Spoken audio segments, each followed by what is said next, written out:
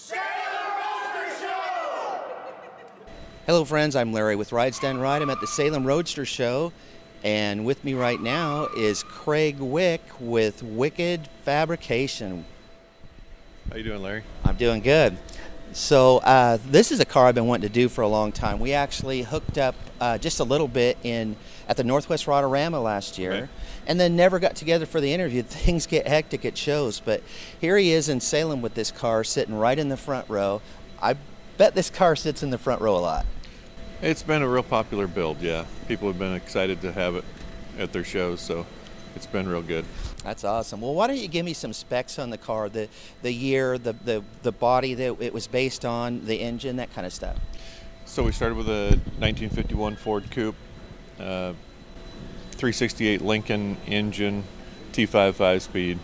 It's got a Morrison frame underneath it with their front suspension, and then we built independent quick change rear suspension. We've got custom aluminum hood. Fenders are all, we use the top portion of the front fenders, and then we've fabricated everything from there down. The body's been sectioned 2.5 inches to the back and 5 at the front. Pancaked roof, on and on. We've got lots of body modifications. Well, that's one of the things that you notice is that you have a graphic of it that has the original outline of the car, and then you have the picture of the car in front of it, and that's where you really do visually get to see how much the different it is. Yeah, and would you say that on the car build itself that's where most of the time was? I mean, it's hard to say in a car like this, but most of the time was spent building all the little intricate detail things.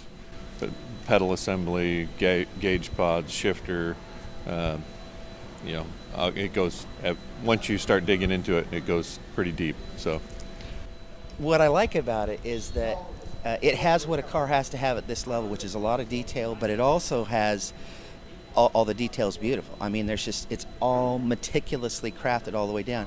This would have actually been a car that had it gone to Detroit, I easily would have said that it would have made a grade 8 and it would have been a contender for Riddler. Was that ever anything in a conversation with you and Bruce initially?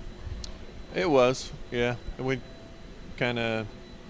tossed around where we were going to take it and what we were going to do, and decided to keep it on the West Coast and take it to the SEMA show and debut it there. Well, I would say you guys have had a West Coast run, and pretty much it did some damage everywhere it went. Yeah. Been really good. What was the most exciting thing that happened with the car, do you think? And I mean, obviously SEMA is kind of hard to beat. I mean, that's a pretty big stage. So it is, yeah. That was probably the most exciting. Then getting Bruce to understand winning the Gran Turismo was probably the biggest thing you could have done. That was pretty fun. Yeah. So we gotta explain what the Gran Turismo is for people that wouldn't know what happened with this car. So they have 4 or 5 different categories, and they pick an import, a truck, a hot rod, and on, and then they pick the Gran Turismo class winners, and then they send all of those to someone in Japan that makes the final decision. So, and he came back he picked the 51 as the game winner. So it'll be in the Gran Turismo game, and everybody will get to drive it. So in the video game, we all get to drive this car. Yep, exactly. I bet we can't wait. It's got to be the thrill of a lifetime for you. Oh, it's going to be cool, yeah. Definitely. It'll be really neat. Everybody at the shop's excited they get to go drive it, and they're going to run it right into the wall. and that process, you actually told me that you guys did like videos or things, or you sent them the stuff on the dyno stuff. Yeah, we did all the sound is done through, you actually tie the thing down to the dyno and go through the gears, and so it's as real as you can get, right? As far as the sound part goes. And then they've got some really cool scanning equipment, and they'll come in and scan the whole car, really highly detailed. I'm excited to see it. It should be really cool. Well, that is going to be fun. And so if they were doing that on the dyno, that means you were inside the car or somebody was inside the car shifting it then. Yep. And let's talk about that. The shifting mechanism in it is so cool. It's not like your standard shift comes out of the transmission and you do it. It's got a neat throw. Yeah, we wanted something that looked like it was a race car, right? So we took some ideas from like Can-Am cars and that kind of thing, and just wanted one more element to the car. So well, that was good. The interior has so many details, and one of the things that I liked that you guys did was how you exposed the mechanical parts of the pedals on the bottom. I mean, the whole. Well, let's talk about that first, though. Just the fact that you guys built them, and what was the decision making in leaving that kind of stuff exposed? Even the metal work inside the car. We tried to just leave the car as mechanical as possible. If it, going with the theme of you're building a 50s race car, they wouldn't cover anything up. It'd just be excess stuff, right? So we definitely wanted to leave as much exposed as possible. I was trying to, again, go back to that race car theme. It wouldn't have been painted like that, but it would have been probably nothing on it, right? What about the seats and that? Obviously, you had a great interior person, but how did you come up with, you had the big rivet kind of looking things in there, and was that drawn ahead of time? I mean, is something that Bruce, you picked out, or the interior guy? Or? It was all part of the plan. I mean, Bruce had his elements that he wanted. We built the seats from scratch, and then Tony Miller at Stitches Custom Upholstery did the interior, and he just nailed it. I mean, beautiful job.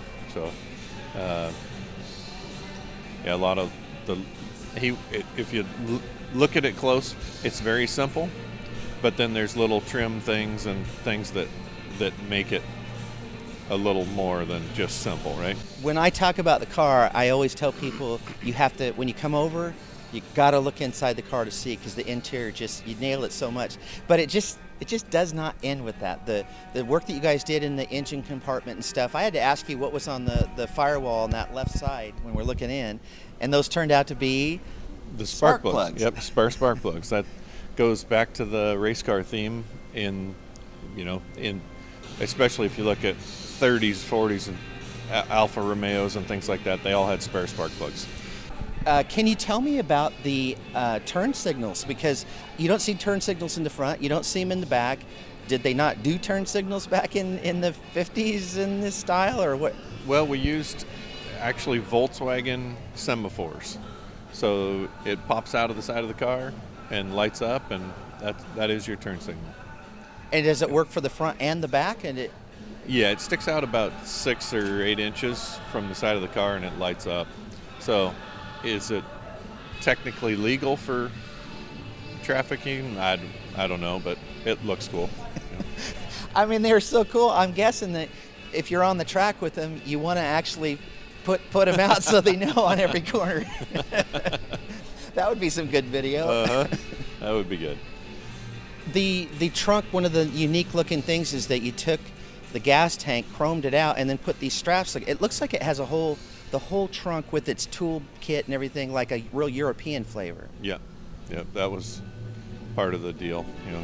So if you again, you got to look at 50s race cars, and that's where that all came from. It's like you guys took and merged this Ford. If it would have merged into a racing Mercedes or something. Mm-hmm. Yep, that was the goal. So, well, I'd say you nailed that. The stuff I love, the front, how you brought the front in with the grille and the body comes around it, and then the detail and the fog lights. It was really neat how you guys did that. Obviously, a part of the whole body process on those front fenders and.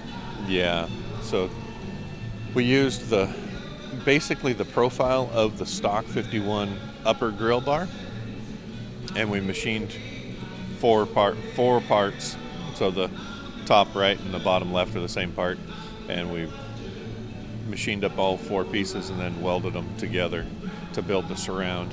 And then we did that first, and then we basically made the sheet metal all match that. Yeah.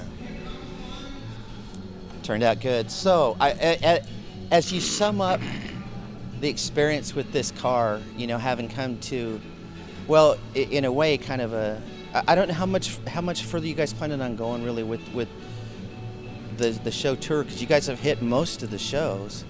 Yeah, It's still not a couple. I mean, we know right. there's a couple more. Right. There's not. As